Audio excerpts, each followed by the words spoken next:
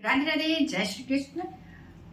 आप सभी का वैदिक ज्योतिष विज्ञान की पाठशाला में स्वागत है और मैं हूं आपके साथ ज्योतिषाचार्य जया सिंह। आज हम ये समझेंगे कि अगर दसम भाव में सूर्य स्थित हो तो उसके क्या परिणाम होते हैं। तो सबसे पहले दसम भाव को समझते हैं।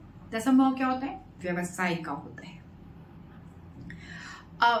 वहां पर हमारी जो व्यवसाय होती है किस प्रकार की होगी वो भी दिखाई देता है।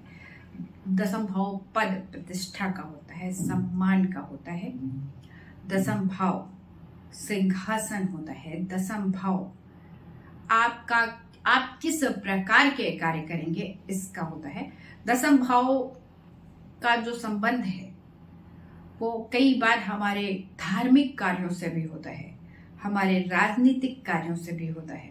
हम किस प्रकार से धन का उपार्जन करते हैं, कैसे धन बनाते हैं, हमारे जीवन में किस प्रकार से धन आता है उसका भी भाव होता है। दसम भाव हमारी कार्यशीलता को भी प्रेजेंट करता है, यानी कि हम किस प्रकार से किसी भी कार्य का संपादन करते हैं। अब अगर यहाँ पर आत्मा का कारक सूर्य स्थित हो जाए तो उसके क्या परिणाम होंगे।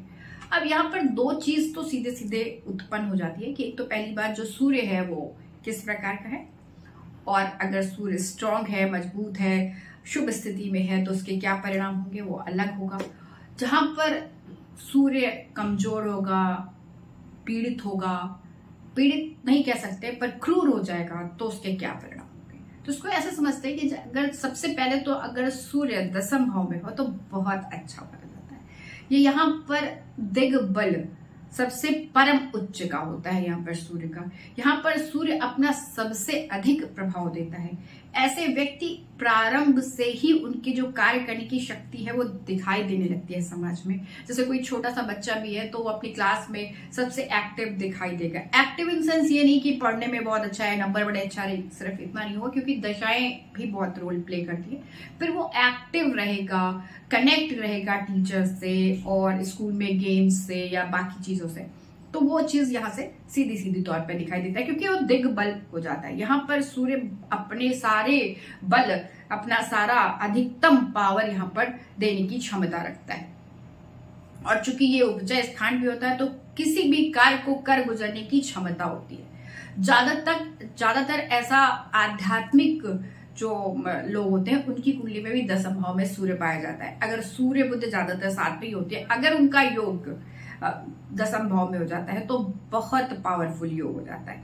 ये किसी भी राशि में बैठे, अगर दसम भाव में सूर्य बैठा है तो बहुत अच्छा माना जाता है। और वो जो परंपरा है या जो चीज समाज में जिसके लिए डर है, भय है, उसके विपरीत भी जाकर के बहुत अच्छा कार्य करते हैं। जिसमें से समझ लीजिए हमारी जो एक नृत्यांगना थी बहुत प्रसिद्ध, जिन्होंने ही भरतनाट्यम को एक कला के रूप में दिया। उससे पहले वो कला के लिए नहीं रखा जाता था, उसको माना जाता था कि ये वैश्यों के यहाँ नृत्य करने की चीज है। भरतनाट्यम, रुक्मणी, अरुण, दया, और इसके अलावा रामानुजाचार्य और बहुत सारे जो हमारे संत हुए हैं उनकी कुंडली में सूर्य दसम भाव में पाया गया है।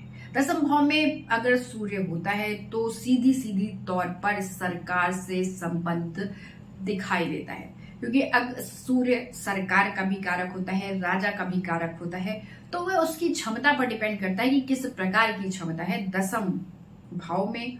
और 10 में इसके साथ की उसकी स्थिति यहाँ पर ये प्रकट करती है कि आपका सीधी सीधी तौर पर सरकार के साथ कोई ना कोई संबंध बना हुआ है। अगर आप अपना व्यवसाय करते हैं तो भी, नहीं तो कई बार देखा गया है जो एडमिनिस्ट्रेशन की पोस्ट पे होते हैं।